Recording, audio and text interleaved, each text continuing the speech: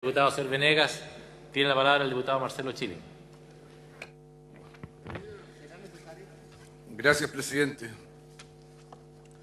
Cuando uno observa los acontecimientos que enmarcan el desarrollo del movimiento estudiantil y del movimiento social por la reforma educacional y lo que es la relación de estos con el gobierno, da la impresión, señor presidente, de que mientras los estudiantes hablan en la frecuencia FM, el gobierno habla en frecuencia AM, o dicho en términos más actuales, mientras los jóvenes y la sociedad hablan en lenguaje digital, el gobierno sigue hablando en un lenguaje analógico.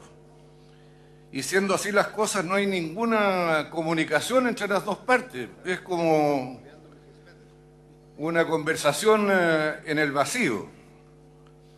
Y, bueno, modestamente, sin mayores pretensiones, quisiera hacerle algunas preguntas al ministro Bulnes para que, a ver si a través de sus respuestas pudiera establecerse un punto de contacto entre las partes. Porque yo no sé si el ministro Bulnes se habrá dado cuenta de que, por ejemplo, el movimiento de los secundarios pide un par de cosas muy simples. Uno, que la educación, la responsabilidad por garantizarla en su acceso, en su carácter equitativo y en su calidad le corresponda al Estado, y que esto quede definido en la Constitución, y que sea una responsabilidad de la cual la sociedad tenga garantía, es decir, que le pueda exigir al Estado que la cumpla. Y para eso piden la desmunicipalización, pidiendo que sea además un proceso claro. No estas cosas alambicadas, retorcidas de las corporaciones que todos sabemos que van a hacer más de lo mismo, donde finalmente no hay ningún responsable. Además, los jóvenes lo que piden es que no haya lucro con recursos fiscales. No dicen que no haya lucro en general, dicen que donde el fisco pone los impuestos de los chilenos, y esto con el fin de proporcionar un bien público como es la educación, no haya la posibilidad de que se beneficie con esos recursos fiscales que con tanto esfuerzo generan todos los chilenos. Y finalmente los secundarios piden participación. Tampoco se dice nada al respecto. Los universitarios simplemente también piden no al lucro con recursos fiscales, no hablan del lucro en general, agregan que en el caso de las universidades privadas a las cuales les está prohibido el lucro, se haga efectivo el control y las sanciones que correspondan cuando se vulnere las disposiciones legales vigentes. Y a ese respecto también las respuestas del ministro de Educación y del gobierno en general son ambiguas. No ayudan a establecer ninguna conversación. También los jóvenes piden gratuidad, por lo menos en el sistema de universidades públicas o las universidades tradicionales. Y se dice que no, que aquí se beneficiaría a los más ricos injustamente porque le pagarían los estudios los más pobres.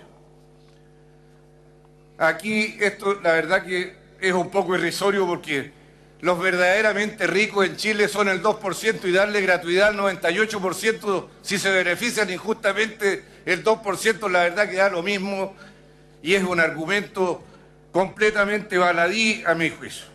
Además hay otras maneras de resolver el problema de la gratuidad, pero el problema es que como tienen una ceguera ideológica que les impide ver alternativas porque creen que el motor de la historia es la búsqueda de la ganancia, así como otro señor antes creía que era la lucha de clases, no pueden ver, por ejemplo, de que en el caso que el acceso a las universidades fiscales, las tradicionales, las más prestigiosas, se les ve dificultado por sus antecedentes escolares, pues en muchos países del mundo hay cuotas para los más desfavorecidos que compiten entre ellos en igualdad de condiciones. Pero eso no lo pueden ver, porque lo único que ven es el signo pesos. También podrían pagar con servicio social aquellos que egresen de estas universidades. Antes se hacía. Los médicos, por ejemplo, estaban obligados a servir donde los mandara el Servicio Nacional de Salud de 3 a 5 años. Y hoy día Eso no es posible porque ¿quién lo determinó? Lo determinó el signo peso que tienen grabado a fuego en el cerebro. También piden participación, tampoco se dice nada. ¿Qué piensa el gobierno de estas cosas? Bueno, y al ministro Hinspeter, claro, uno también querría preguntarle algunas cosas. Por ejemplo, respecto de por qué esta pretensión de gravar con penas mayores la alteración del orden público, que además ya está definido en el Código Procesal Penal. Se buscan nuevas tipificaciones y curiosamente esas nuevas tipificaciones van directo a provocar al movimiento estudiantil, impidiéndole las tomas de escuelas, las tomas de universidades, pero si eso es de la esencia de los movimientos estudiantiles. Hasta hay una obra de teatro que dice que nos tomamos la universidad. Habrá que quitarla de cartelera, según los deseos del actual ministro del Interior. Eliminarla, que la borren. Nunca existió, nunca existió. Es una estrategia deliberada para provocar lo que busca el gobierno a través de las iniciativas del ministro del Interior, señor presidente, es simplemente separar a la sociedad del movimiento estudiantil, porque nos explican cómo. Han durado 5 meses porque el 80% de los chilenos está detrás de ellos. Y quieren romper eso. Entonces, igual que el mago, cuando hace el truco, cuando hace desaparecer la cosa, para que no le veamos las manos, coloca a una niña en bikini, lo más buena moza posible, para que todos miren para el lado de la niña en bikini, mientras hace el truco por el otro lado. Y lo que quieren es que se ponga la atención en los desórdenes, en el piedrazo, en la bomba, y no en el tema de fondo, que es la reforma que están pidiendo la sociedad y los estudiantes. Mire, presidente, este movimiento, acorralado tal vez por el gobierno, que es su pretensión, puede que esta vez no resulte. Pero primero quiero decirle que la tendencia de todos estos movimientos, y yo entiendo que todos los que han llegado ministros son gente súper culta y que algo habrá leído de la historia de Chile, el destino de estos movimientos es radicalizarse. Quiero recordarle el año 31, un ministro de Hacienda se le ocurrió disminuir los sueldos de la marinería. Resultado, se tomaron la escuadra los marinos. Y cuando el gobierno quiso volver atrás, los marinos estaban pidiendo reforma agraria y revolución social. Eso es lo que les va a pasar ahora, por la mirada miope. Desgraciadamente aquí, la mirada a largo plazo del interés del capital no existe porque el capital está gobernando. Gracias, presidente.